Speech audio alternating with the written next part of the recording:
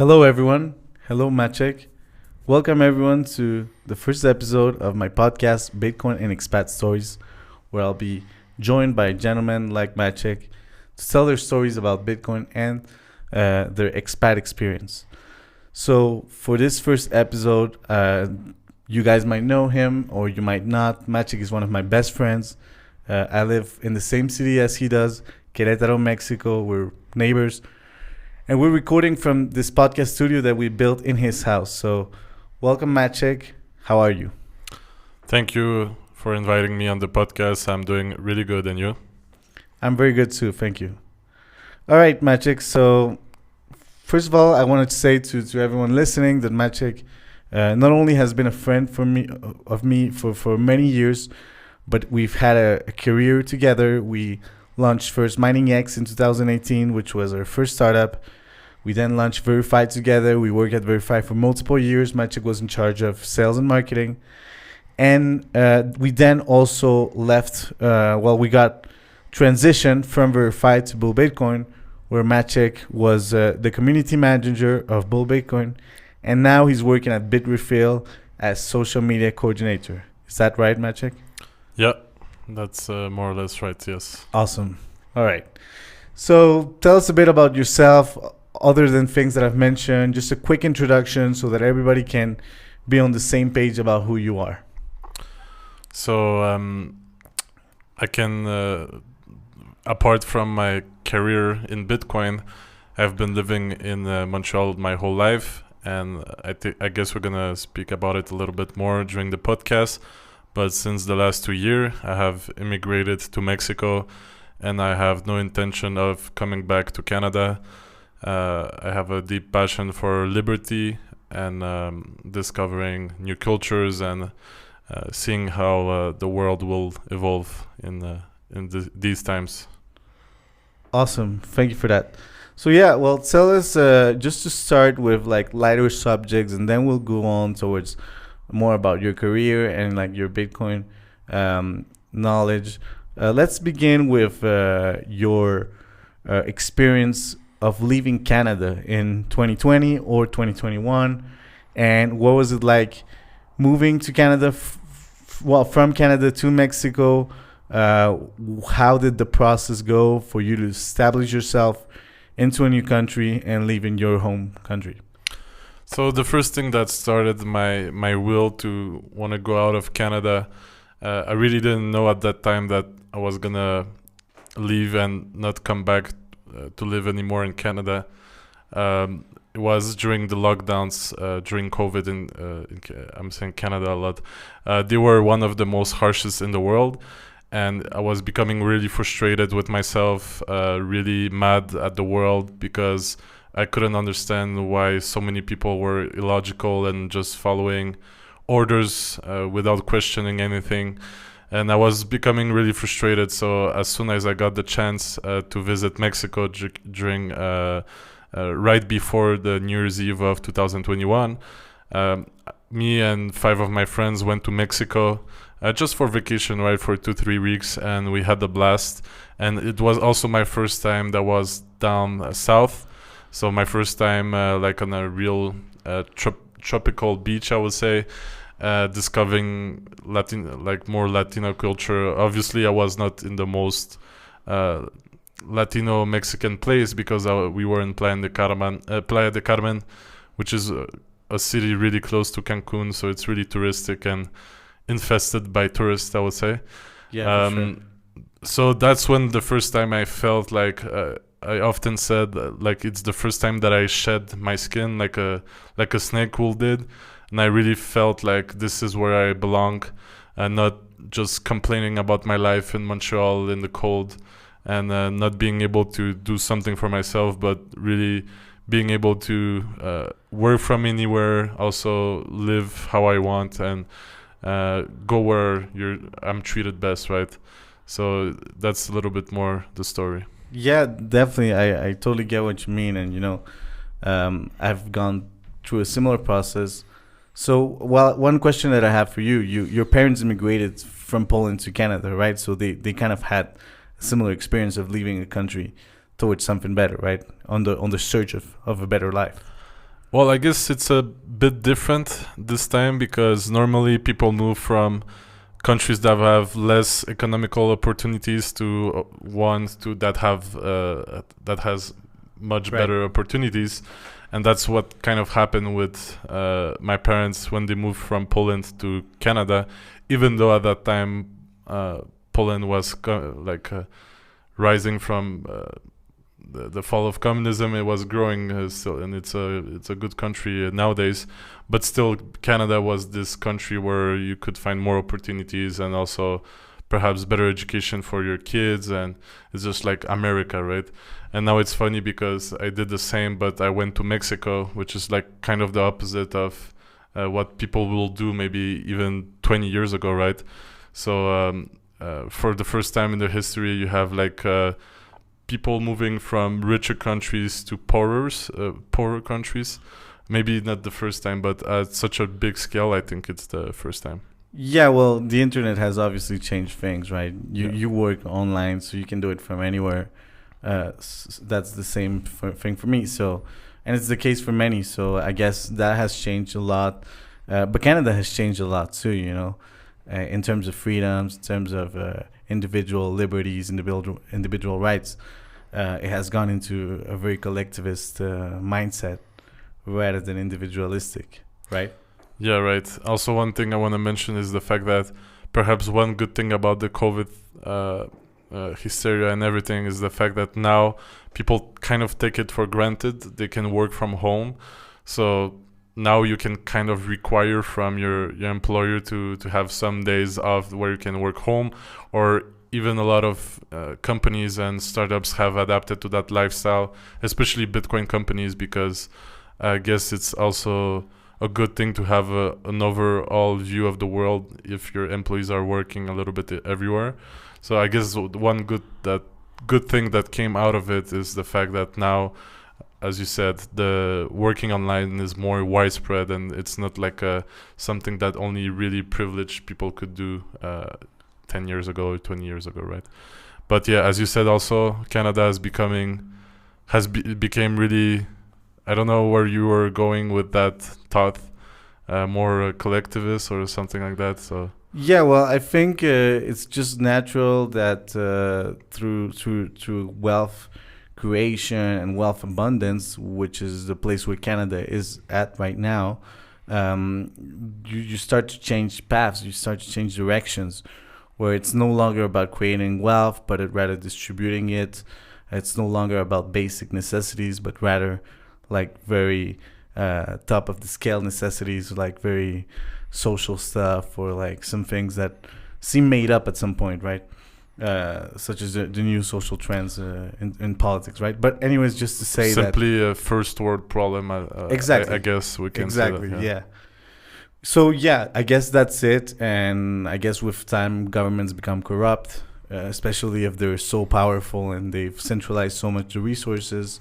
And we could do a whole episode on this, right? But just to get to the point, I think everybody notices that Canada has moved further to an authoritarian regime rather than not completely, I'm not saying fully. It's still a democracy in some ways, right? But it has moved closer to that side over the last couple of years. Well, I think there's some countries that will never dare to say something about Canada before, but in a lot of statements and like even in the UN, I think they criticize Canada openly about many things they did in the last 2 years. So yeah, definitely. I don't feel we're living in the same Canada as we live as kids. And it shows also around the world. Even, like Tucker Carlson said, we need to liberate Canada.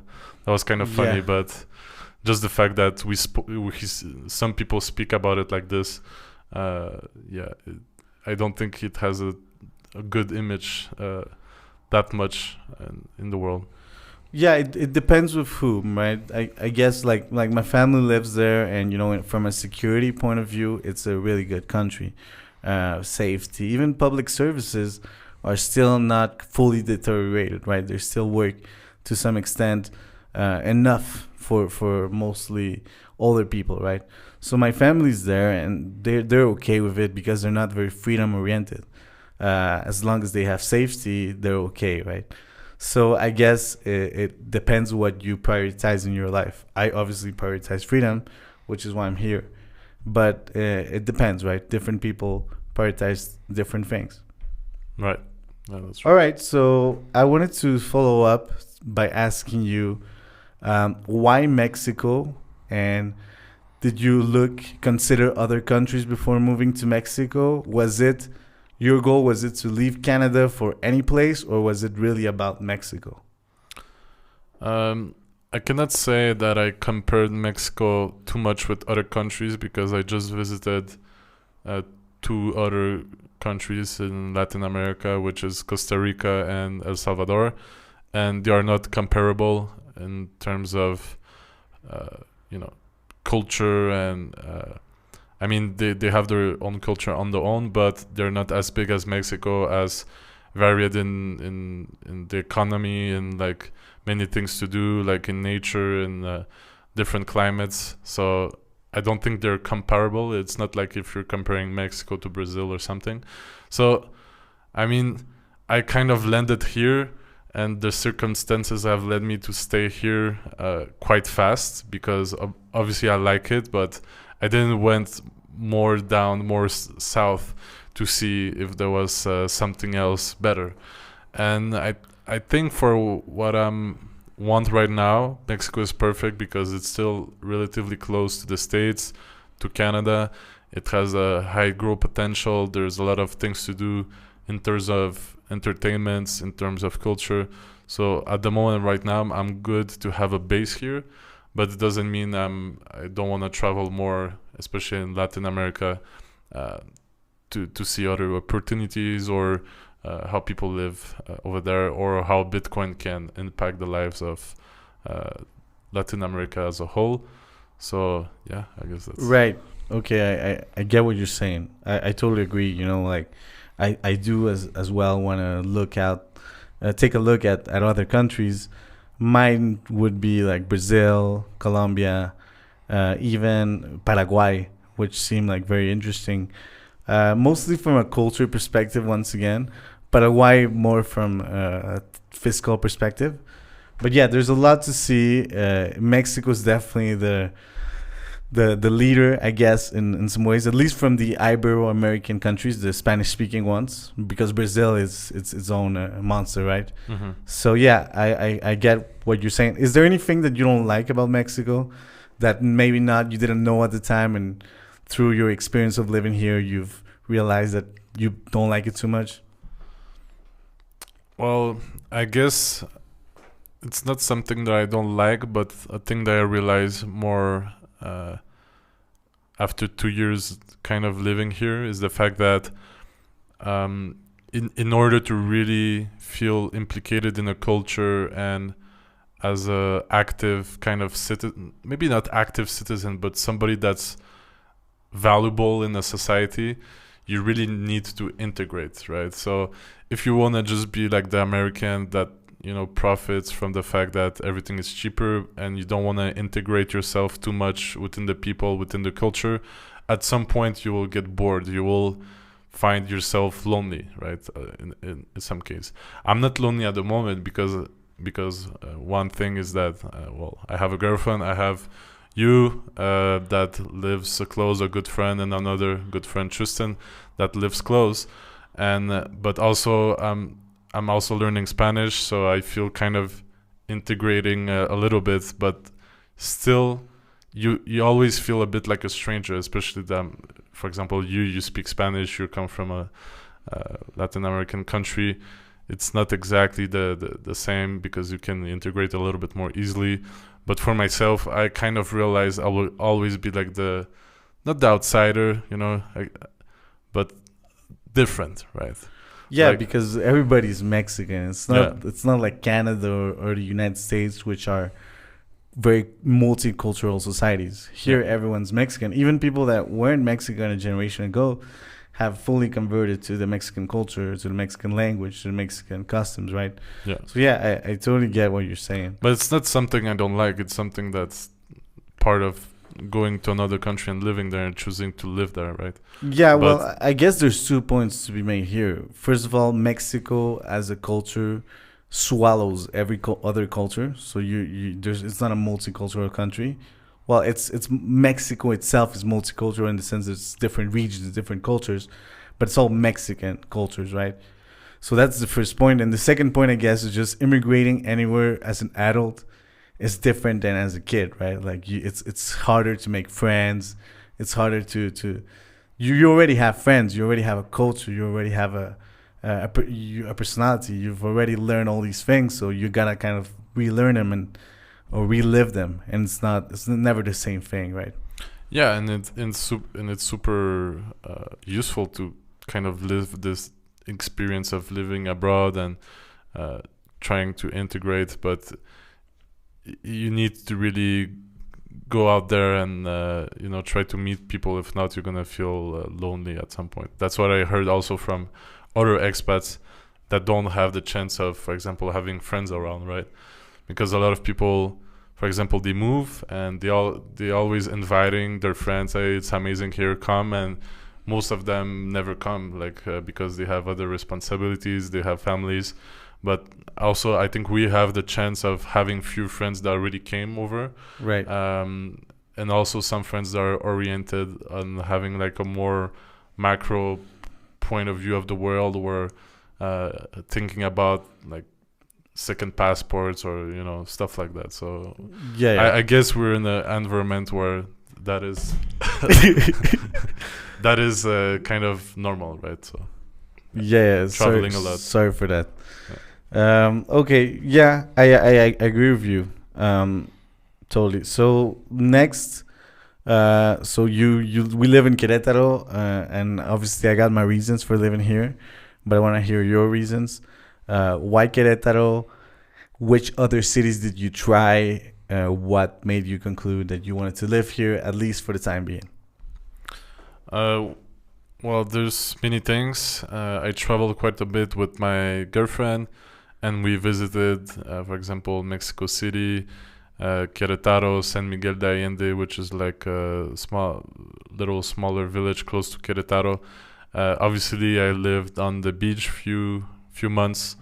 So it was a combination of many things. First of all, the weather.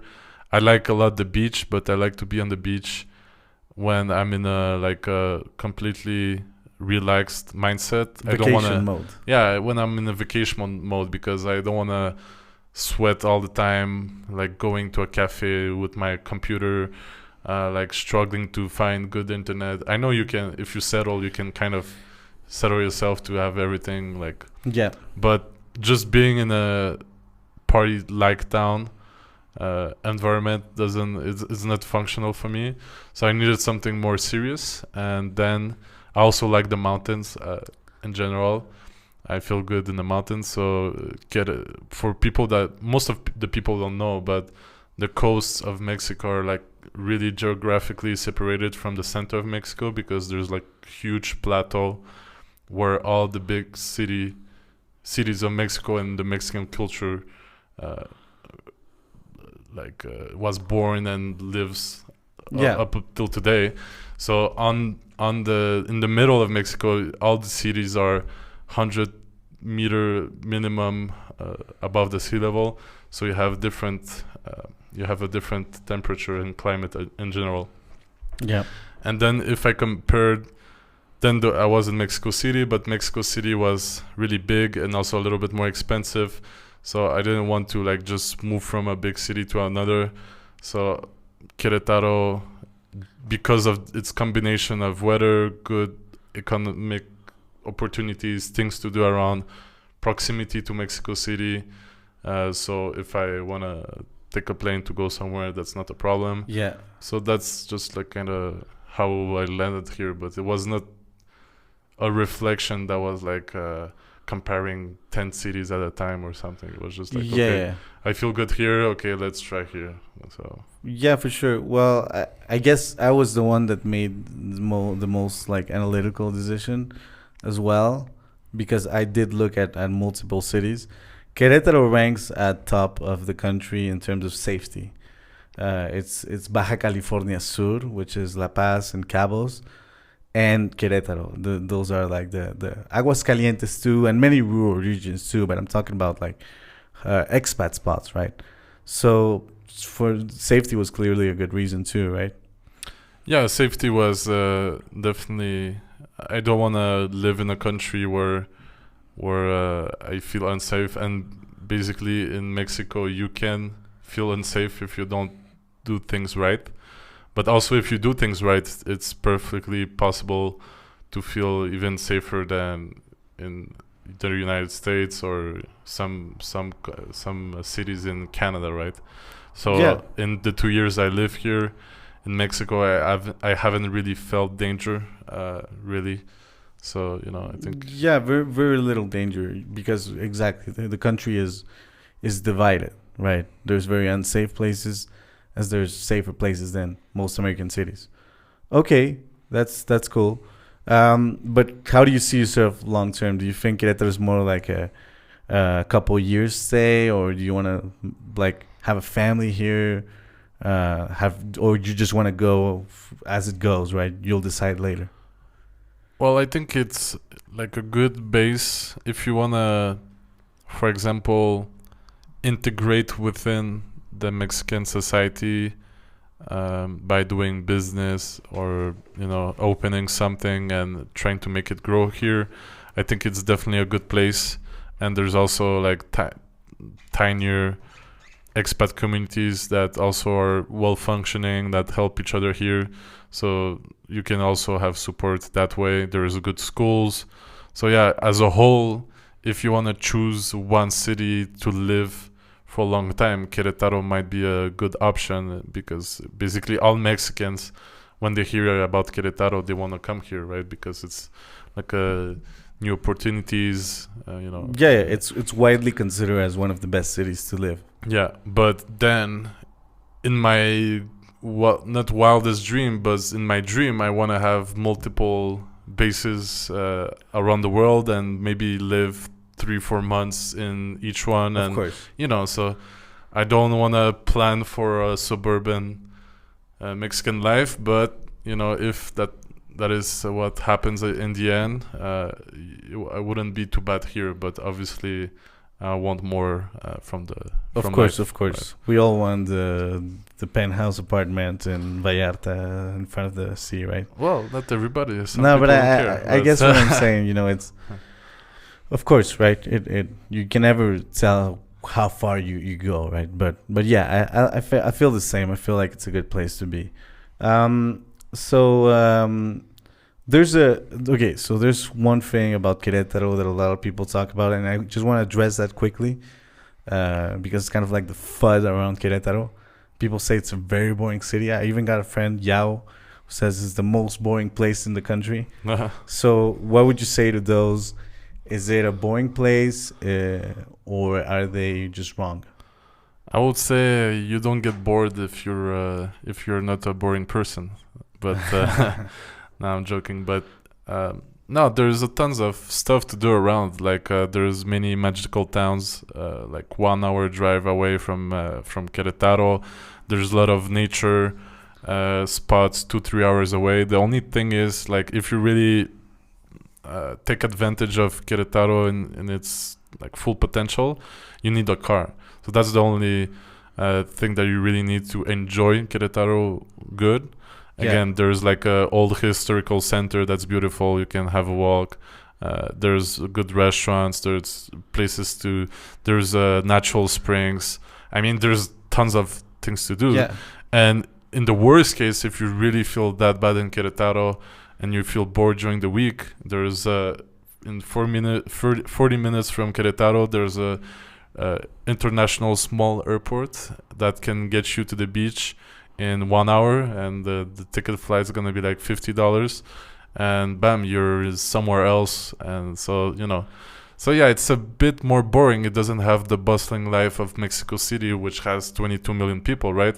But it's a city of 2 million people, so you gotta everything is kind of scaled down. So I think it's normal. Yeah, what I would say is about your point of having a car, that's extremely important. And Querétaro, because Querétaro is not a walkable city, except besides the historical center.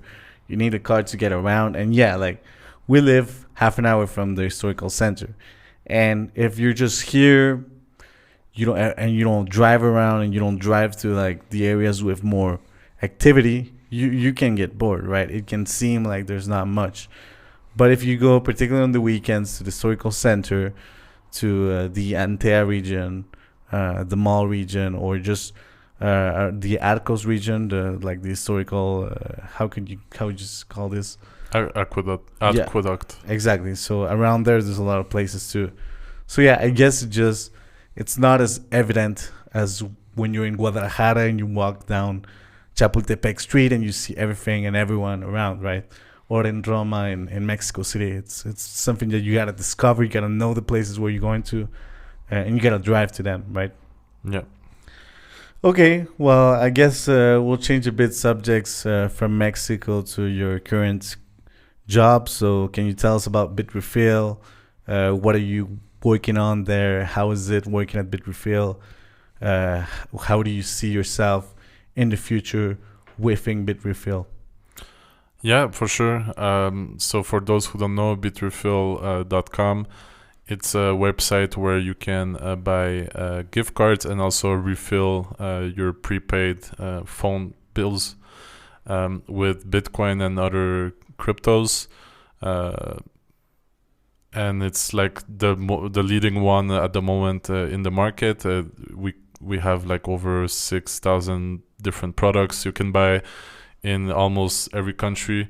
I don't know which country we don't serve, but like, probably not North Korea and that kind of stuff. Right. But we're basically almost everywhere because there's also a lot of products that can be used internationally.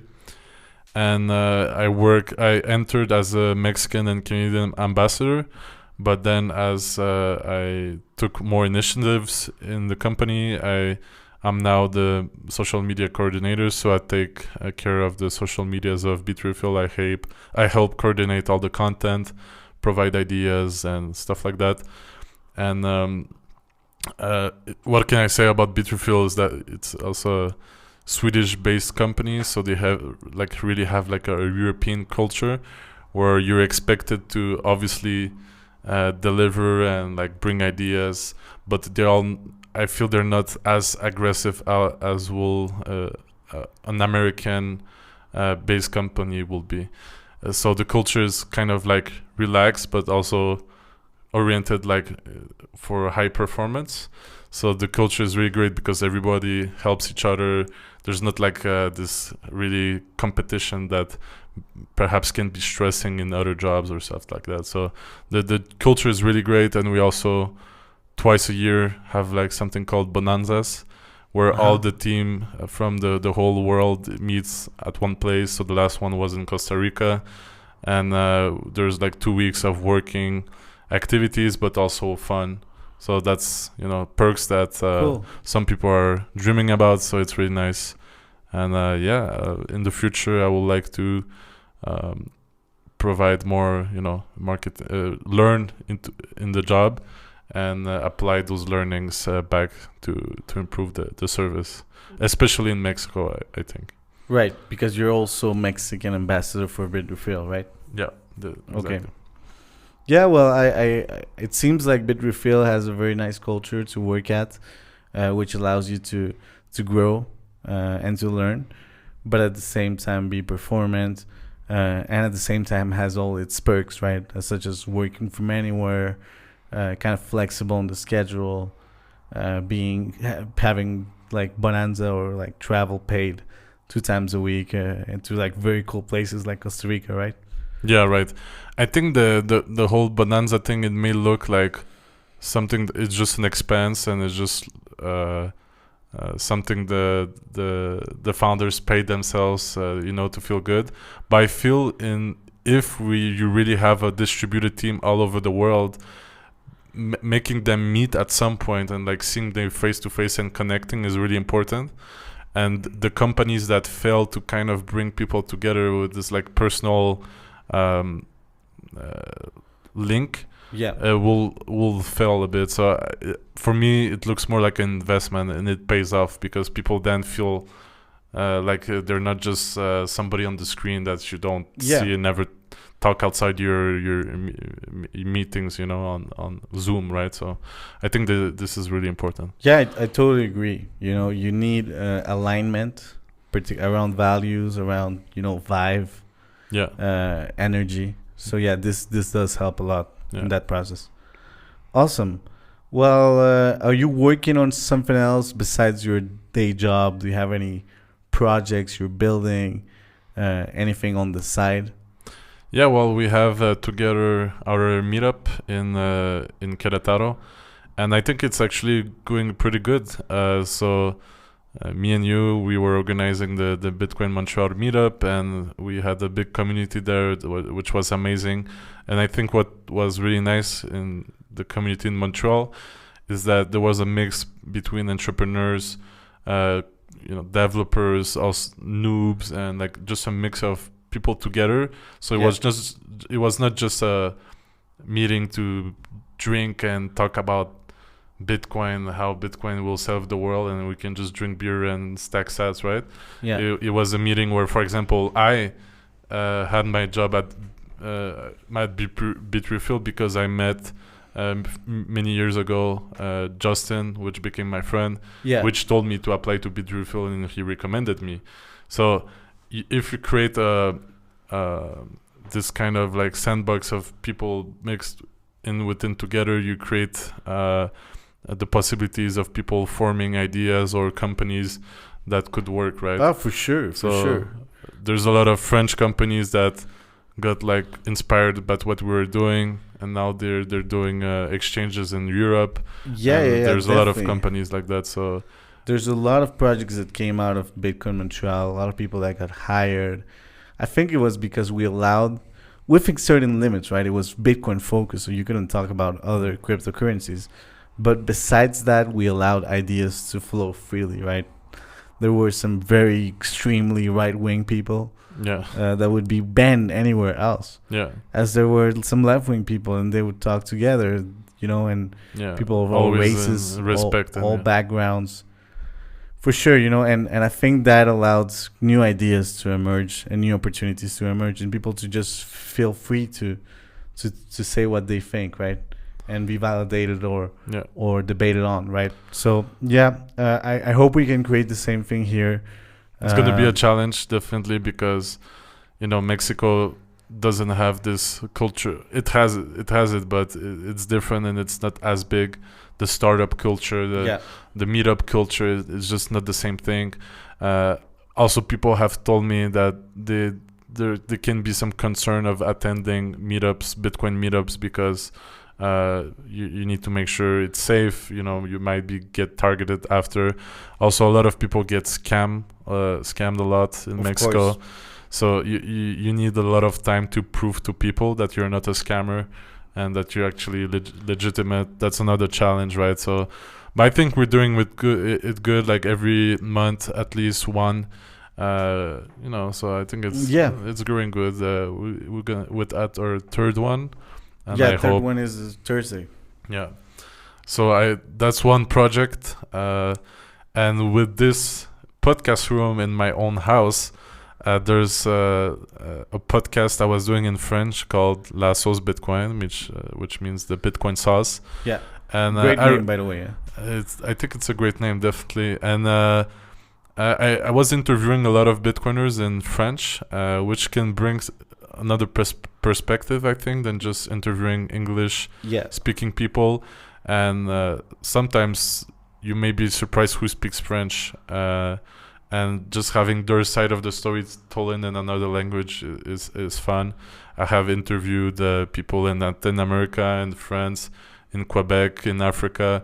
In Africa there's a huge speaking French population. It's the biggest population in the world. Exactly. So I mean, I think there's a lot of potential here, and I know some French people like Rogelio, who's doing a lot of great work in Bitcoin education. Yeah, they cool Bitcoin, right? Yeah, they cool Bitcoin. So that's another project, and we have other secret projects that are not yet revealed. So Yeah. that's gonna be announced Well, at a further podcast. yeah, or they'll just appear and people will see for themselves, right? Yeah. But I had a question. So when you were talking about Las Souls Bitcoin, do you have? I didn't fully understand. Are you planning on relaunching that podcast? And if so, can you share with us any details around the launch date, around why you've decided to relaunch it instead of creating a new podcast, or any other insights?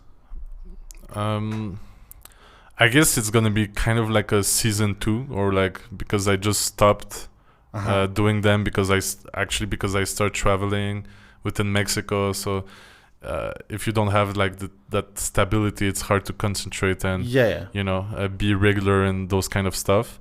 So there's no like specific plan in terms of relaunching it. Just I have my first interview with my first guest planned next week. So hopefully, I guess by March, the first new episode should be out, and I really want to interview as many different people as possible. So trying to find French speaking people, not just in France, right? Yeah. So you got many people in Africa. Yeah. More and more, there's projects coming out from Africa, right? Which are extremely interesting. You got the Fetty Mint project, Fetty.xyz, Bitnov, which is an exchange in Senegal, maybe. I'm not sure exactly which country, but around that area. It's mostly around like Western Africa, right? That's where most of the new Bitcoin companies or the new Bitcoin scene has come from, if I recall correctly. I'm not sure. I need to learn about it. Yeah. The thing is, I don't really know at the moment the exact scene that is happening over Africa. So that's what I want to discover. Yes. Awesome. Okay. Well, my only advice. Well, I'm myself launching a podcast, so I don't have much advice, but I would just say consistency. Right. That's the key here. Someone that advised me when I was building the startup told me it's all about being consistent and improving and being ready to do it for at least 5 years. It's not a lot of people want to launch a podcast and do it for a couple months and then they'll give up if it doesn't work. But you got to be ready to do it for 5 years, because most likely the success will come after 3 years, 3 years, 4 years, multiple years. And that's what I plan to do with this podcast.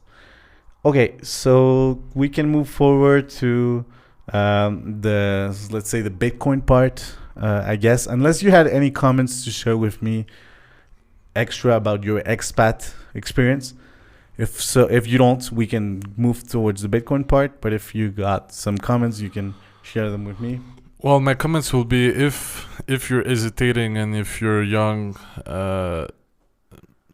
person that doesn't have too much responsibility and you're thinking, should I do it? Or just book a flight and land somewhere that is kind of easy to start. Mexico is easy to start. Yeah.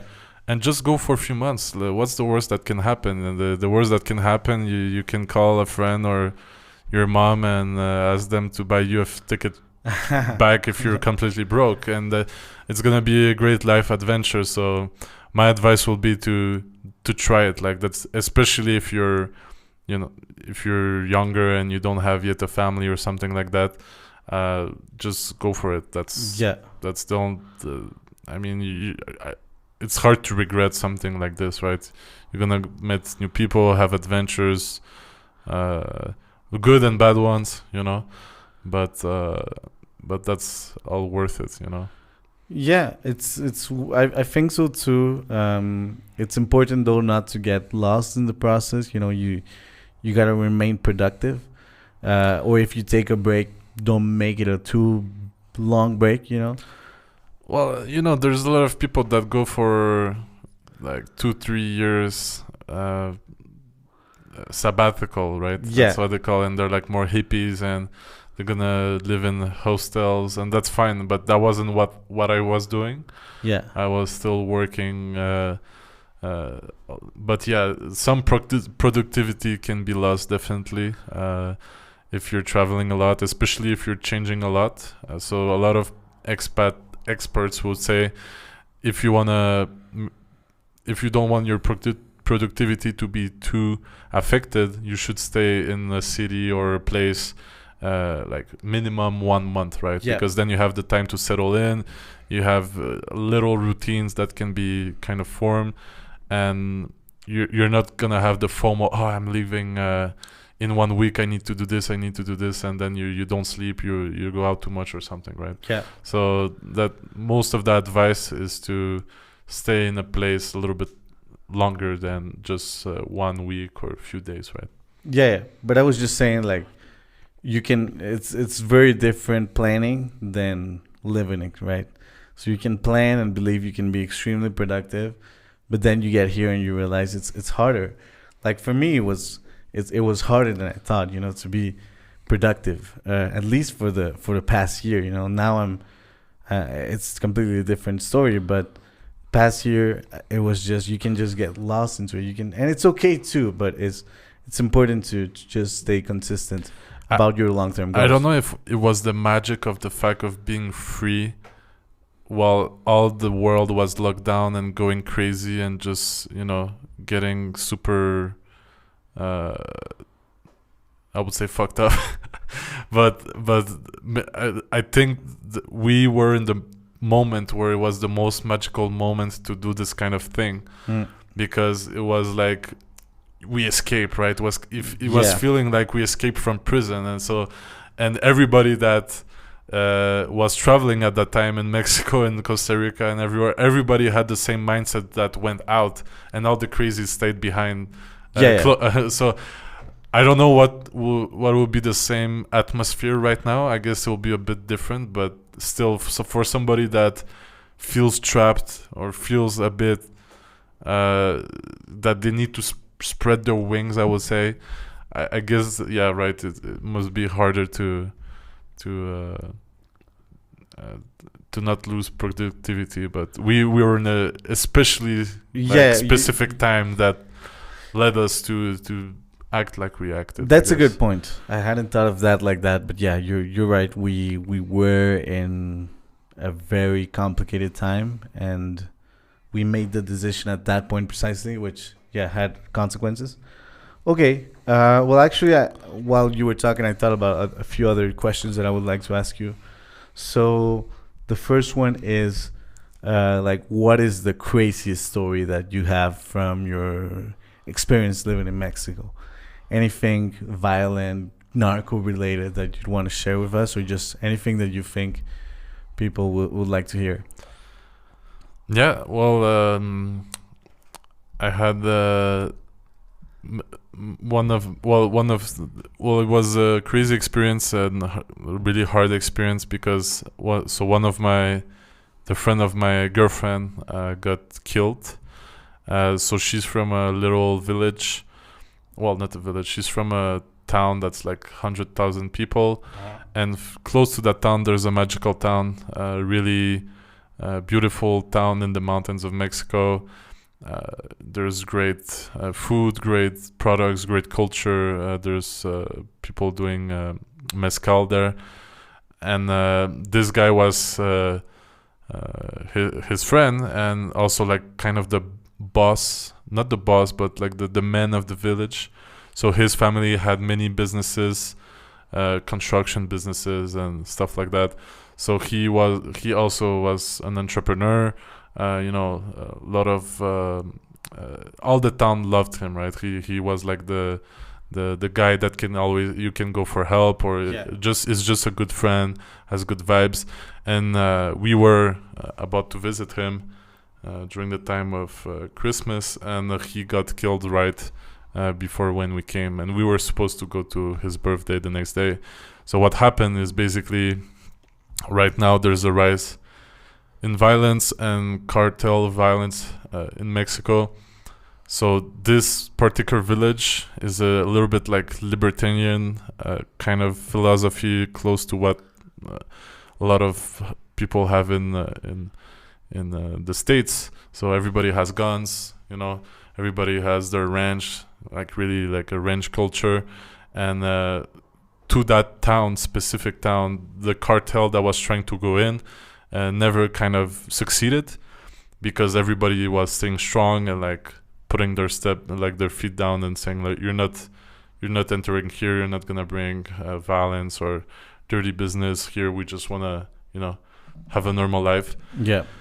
So they took him as an example, and they killed him in front of his business to scare everybody, right? Because if you go to the alpha male in some kind of sense, and you neutralize the alpha male, well, the whole like tribute. Yeah. So that was definitely the most shocking and also thoughtful experience, because I went to the funeral and the whole village was here. There was like 6,000 people, 8,000 people, and I never seen a funeral like this. So people were drinking, crying, laughing, dancing, crying, shouting, everything, right? So it was not like a really sober funeral like in Canada, or firing arms too, right? Oh yeah, firing arms right close to me, you know, like the whole but he's also like kind of like a martyr, so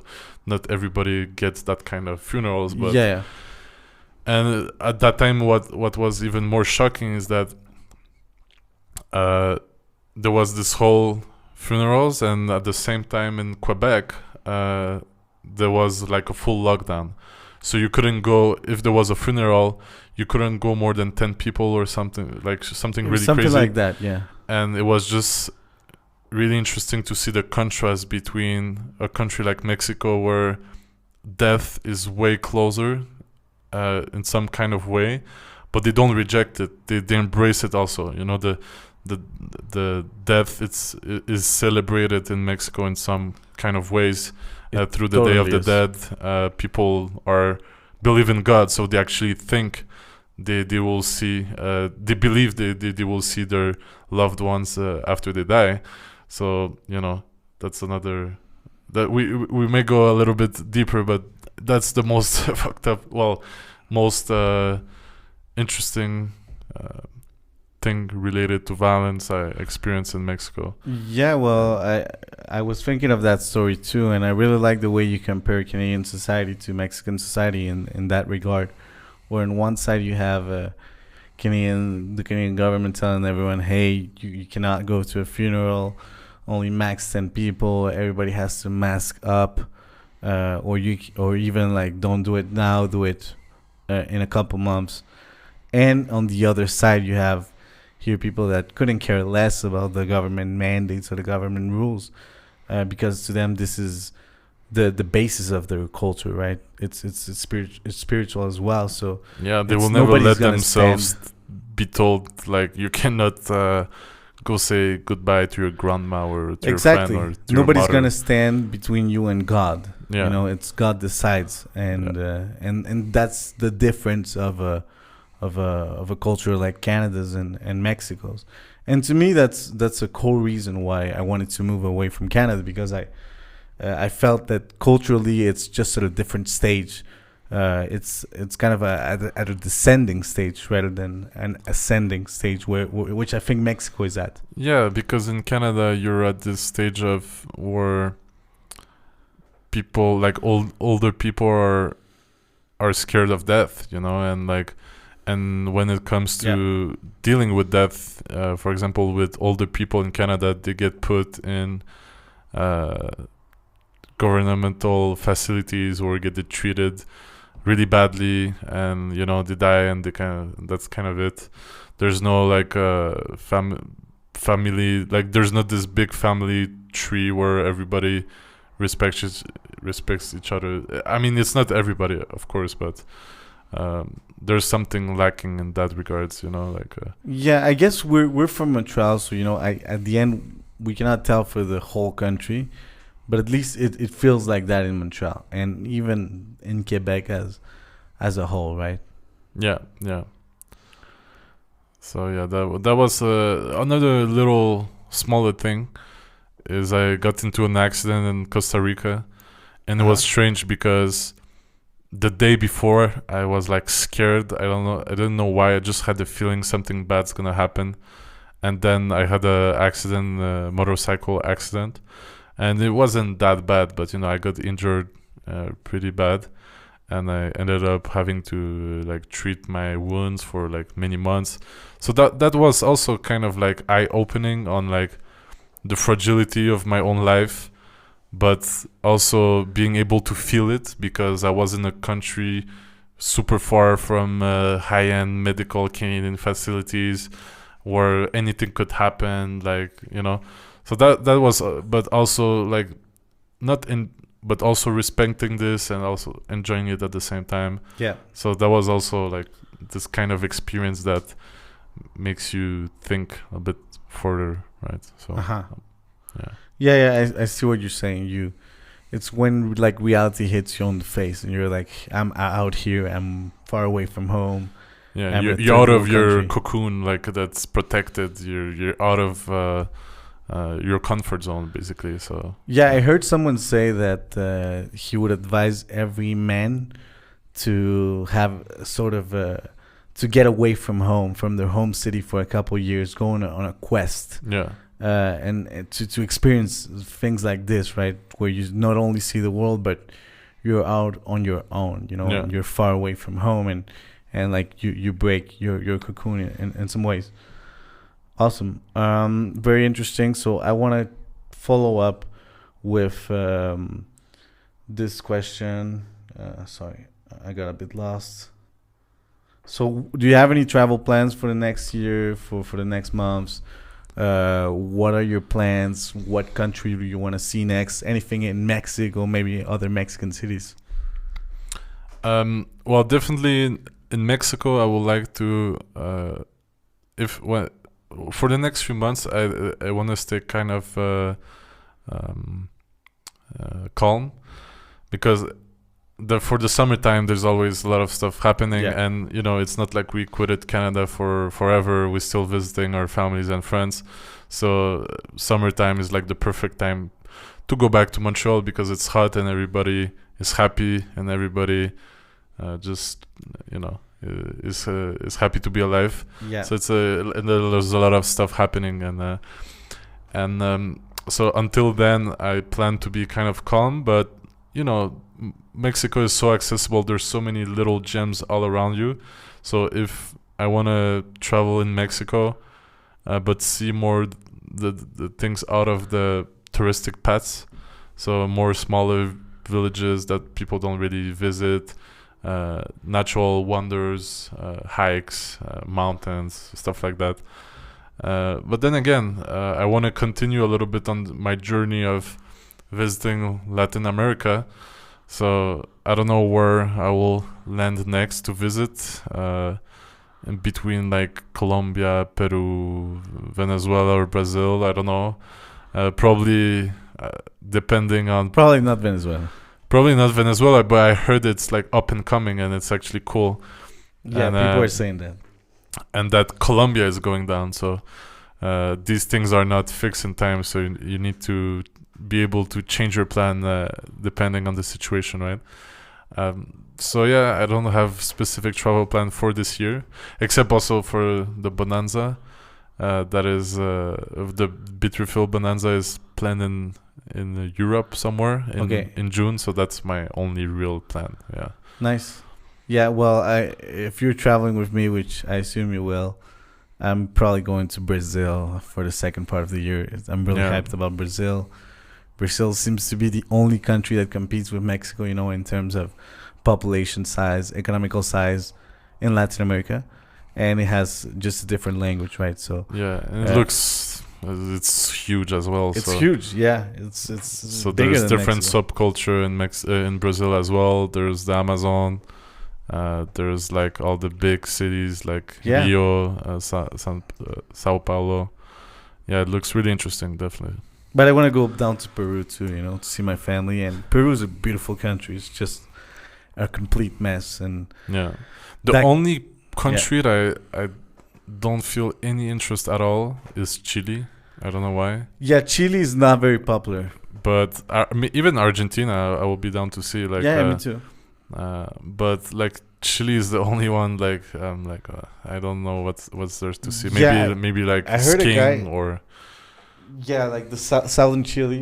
Yeah, well, yeah, I heard from a guy named Jack Nomada, who's very popular in Twitter and on Substack around these subjects. He was saying that like his only country that he would tell you never to go is Chile, right? And maybe if you go to like the southern parts of Chile, but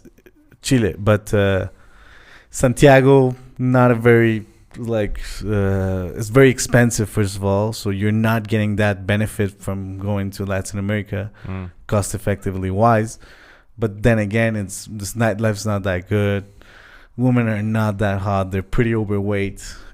So yeah, it kind of, Chile is one of the most developed countries, so it kind of starting to have some first world problems. So it's not that attractive. Yeah, I agree. I really don't want to go there. You know, there's usually a beef with Peru and Chile, so I could be influenced by that too. But I think most people would agree with me. yeah. Well, Peru looks really interesting, but Yeah.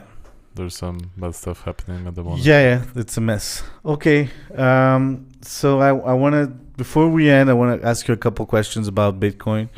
So there's this latest debate going on right now around ordinals or inscriptions, which are a new form of Bitcoin NFTs that you can do with Taproot. So really the debate is around whether this is a legitimate case of use case of Bitcoin, because it's whether there should be any changes to the protocol. So I wanted to know where you're positioned. You don't have to, you just have to share what you want to share. Maybe you don't have a full-on opinion, but I wanted to give you an opportunity to share your thoughts on the latest debate within the Bitcoin community. Yeah, sure. I mean, if I was following my first, well, not my first, how do you say? Like originally I was a toxic Bitcoin maximalist, but so if I was to follow their doctrine, I will need to repeat exactly what they say and say that Bitcoin needs to be completely pure, only serves for financial transactions. You know, the regular stuff that's being repeated by the plebs, I would say, online. But then again, I'm working in an environment where I'm a little bit more open to these things now, and I listen to I forgot his last name, Casey, on Stefan Livera's show. Yeah, the founder, well, the guy that invented this, yeah. And he is super smart, and he's like really well opinionated, and he explains his point of view really well, and he actually believes, for example, that ordinals reinforce the sound money narrative in general, and that it's a good thing for Bitcoin. He also said one of his main arguments is like it's better to get to full blocks now as soon as possible to have this guaranteed of security for the future for Bitcoin than kind of like still waiting. Are they gonna get full at some point or not, right? Mm-hmm. So he was really well opinionated, and Stefan Rivera, I think he's on the part of the other camp, but he also was really rational in his point of view, where like, okay, we cannot do anything about it. And also Christian Decker's pointed out like more technically why you cannot really do Decker nothing was else. on the show too? I know he wasn't on the show, but I mean we discussed you mean this. Andrew Polstra? Oh, Andrew Spolstra, I was thinking was Christian Decker. No, sorry. Andrew Polstra shared like an email on the email list, Yeah. saying that this was not really possible. Yeah, so you know it was not really possible. So why make a fuss again, like another kind of war, if it's not possible to block anyways? But in the end, I think it's also like kind of a marketing fad, the ordinals as a whole, especially for the use case of NFT, because the same thing happened on on Ethereum there was a whole hype of NFT, but the volume since the bear market like reduced significantly. Maybe it's gonna come back in another way. So I think forces will kind of regulate this phenomenon by itself. So, you know, my opinion is like it's interesting. I will try to do it. There's some opportunities for companies to market something around this, so I need to think that way. But at the end, I think it won't really stay because it's a fad. It's a fad, I think. But Okay, yeah, interesting. Well, I agree with most of what you said. I don't know. I feel I wouldn't say there's the same camp of like toxic Bitcoin maxis as there were before. It seems that people are split over this, and it seems to me that the way bigger majority are on the side that we shouldn't change the protocol to block this. I think it's just a very little minority at this point that has basically no reach that is on that side. That's my perception from what the conversations I've had, the stuff that I've been following. and I obviously you am not basically could always do that, right? In some kind of ways, like timestamping. It's not the same, I know, but I'm not that technical. But timestamping or counterparty, that was also like putting other types of data into the blockchain of Bitcoin. So I don't see why this is like so controversial. Is it just because it's more efficient? Yeah, it's because of the fee. It's because you get a fee advantage. A you fee pay discount. less fees. Exactly, a fee Right. discount. Yeah. So yeah, you could always make NFTs on Bitcoin. This has been the case since like 2012, 2013 maybe. You know, you can look on CoinDesk. There's some startups that were raising millions of dollars, many startups to make Bitcoin NFTs back in 2014. So like there has been trends around this buzz, and it has come down. Yeah, I agree with you. I think it's nothing really to worry about. I think it's just a normal way for. It's just one of the use cases of Bitcoin that people will do, and this is not something you can block, because yes, you could block this, but like as Polstra was pointing out, you would find yourself with people, instead of using the witness discount, they would do it directly on the transaction fields that are not part of the segregated witness, which wouldn't give them the discount, but which would bloat the UTXO set, the unspent transaction output set, forever. So this would consume way more network resources over the long term. But yeah, you would reduce their fee benefit. But so Polstra's argument is really that, yeah, if we wanted, first of all, we would have to get into kind of like a debate and a war to do this. And if we won, we would just create an environment where this would still be possible, but it would even damage the network even more. So this is a way for them to make their NFTs, because I'm not doing it. I don't really care about NFTs. This is a way for them to do it without bloating the resources. It's done in a smart way by smart people. I think it's okay. Yeah, in the end, I think it will get itself like regulated by itself. Like I believe in the fee market, and Exactly.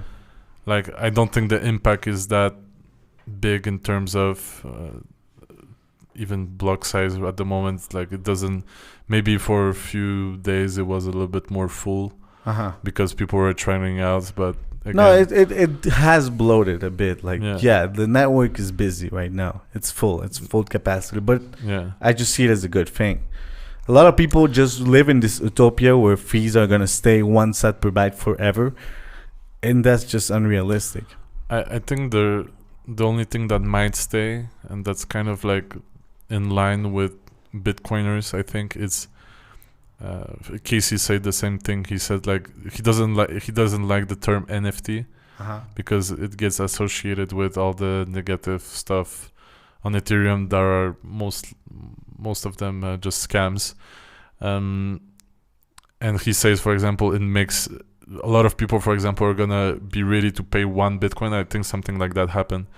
One guy paid 1 Bitcoin for 1 Satoshi that got mined in 2009 or something like that.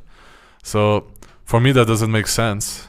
But then if you have 1 kilo of gold that's worth a certain market price, and you have 1 kilo of gold that was forged into a Mayan sculpture 3,000 years ago, of course the Mayan sculpture, even it has the same amount of gold because it has a historical value to it. People value it more because it's art. So I don't think the analogy is perfect for Bitcoin, but people still see it that way. So maybe there's gonna be some collectors of old Satoshis and stuff like that, but it's gonna be just a small subset of. It's people. inevitable. Yeah. You cannot control the use cases people are gonna employ to use Bitcoin. That's the whole point. A lot of people want to believe that they got the perfect idea of what the world and what Bitcoin should be, and that's just egoistic people that haven't humbled themselves up and haven't realized that they obviously haven't figured everything out by themselves. Nobody has. So you just gotta let the market decide. Mm-hmm. Okay, very interesting. Any technological development, any Bitcoin news that you're excited about, anything that you want to see move forward or backwards? Backwards. Well, as always, I guess there's Lightning that's going forward pretty fast. And I remember just 2-3 years ago, it was still like in its infancy. But now I think it's getting quite widespread. Uh-huh. The challenge is, are people really going to use it for real use cases and stuff like that? For example, in Bitrefill, I think Lightning is at number 8 in terms of volume, behind the Litecoin. Yeah, it's pretty low.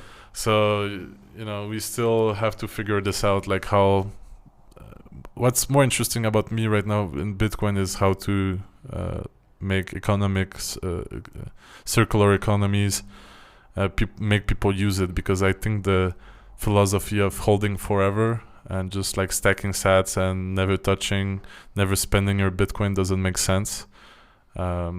So I'm still think there's a lot of education and stuff like that to do. Yeah, I totally agree. Well, I think because you work at BidRefill, you're starting to have this point of view more and more. But I personally am a big BidRefill user. I felt the need towards like building circular economies more and more because now I live in a different country, so I don't have a bank account in this country. I need Bitcoin to live. So when you're in that situation, you see the use case become very apparent, right? So if you don't sell your Bitcoin, it means you're still stuck in the fiat system, because that means you're using your bank account to pay all your stuff. The only usage you do of your Bitcoin is like in your hardware wallet stashed in a. And it's okay too. That's okay too, but I mean, you can do both. That's what I mean. But not everybody needs to do both. Yeah, you do what you need to do at Yeah, the end, right? yeah. The different use cases for different people. Yeah. But yeah, I agree with you. I commented today on a post by Eric Yakes where he was saying that right now Bitcoin, and since forever Bitcoin has been completely correlated to the traditional financial markets, to the Fed funds rate and the stock market. And he believes, as I do, that it's the emerging market adoption that will change that will decouple Bitcoin from other assets, because it's not just a speculative asset that Canadians and Americans buy. It's something that's used on a day-to-day basis by Argentinians, Lebanese people, Turkish, Africans, people from emerging countries, which is where probably the need is at the most. Yeah. Well, for example, in Bitrefill, you get a lot of these stories where, I use Bitrefill to pay the phone refill of my brother in Venezuela. Stories like that like the use case is really real, like because somebody's in need, and then you can pay for their product directly without passing through any financial infrastructure whatsoever. Only having Bitcoin or another crypto, and that's it. You can pay for something on the other side of the world, right? So No, that's crazy. that's amazing. Yeah. Yeah. That's really good. All right, Maciej, anything else you want to share with us before we finish the show? Any further thoughts? No, I didn't prepare any, but I would say for people that we're gonna do a lot in Mexico, trying to like create a bridge between the expats and the locals. I think that's what the expat needs in order to be happy here. But also, I think it's a great opportunity for Mexico and other Latin American countries such as El Salvador to take advantage of the fact that people are coming here and like want to spend money here, want to invest here, and like kind of do a new form of alliance. Because I think a lot of people that are coming here are freedom oriented. They believe in some kind of independence from governments. Not everybody, but there's a lot of people like that thinking about new ways of growing food, growing communities, education. Like outside of just Bitcoin, there's so many things to change and to make better in the world. So I think in those places here, you have kind of the room to do it. So for those who hesitate, want to try, they should come and see for themselves. Yeah, and you can always DM me or Maciej, and we'll show you around. We'll at least host you in our city. We love to have people over. All right, well, thank you, Maciej. Thank you to the listeners. If you have any feedback, Maciej, or if anybody listening has any feedback on the show, it's always welcome. I'm going to try to do once a week. I'm going to do once a week an episode. We'll have different people from different backgrounds, some that have moved to Latin America or the United States, southern United States. It's because it's not only a movement of moving to Latin America, but to southern states too. I'll talk to those people, but I also talk to Bitcoin experts to get answers to questions that people are asking themselves.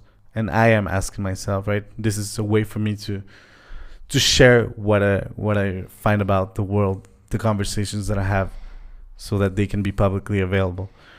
Where can people follow you, Maciej? Can you share with us your Twitter, any project you want to shout out? Yeah, you can follow me on Twitter on Cepnik Maciej. It's pretty. It's just my last name followed by my first name. How do you spell that? Cepnik and then Maciej. So yeah. Awesome. Thank you, man. Thank you.